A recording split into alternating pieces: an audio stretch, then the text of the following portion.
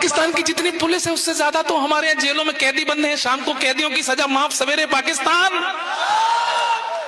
अरे पाकिस्तान तो कुछ नहीं, पाकिस्तान से कुछ नहीं बना। उसने हमारे सन्नी देओल पे भी बैन लगा दिया। बोला ये वही हीरो है जिसने हमारे खिलाफ 2 फिल्में लिखी थी, गदर 1 और गदर 2, दोनों में हमारी आंख थू। इसलिए हम सन्नी देओल को पाकिस्तान का वीजा नहीं देंगे, वीजा नहीं देंगे। हमने कहा ये पाकिस्तान तेरी इतनी औकात कि तू हमारे सन्नी देओल को वीजा ना दे।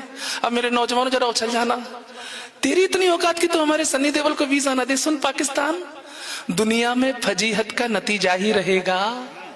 तू दुनिया में फजीहत का नतीजा ही रहेगा।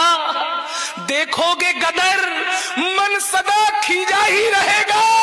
और तुम दो या ना दो वीजा उसे पाक के लोगों, सन्नी तुम्हारा जीजा था, जीजा ही रहे।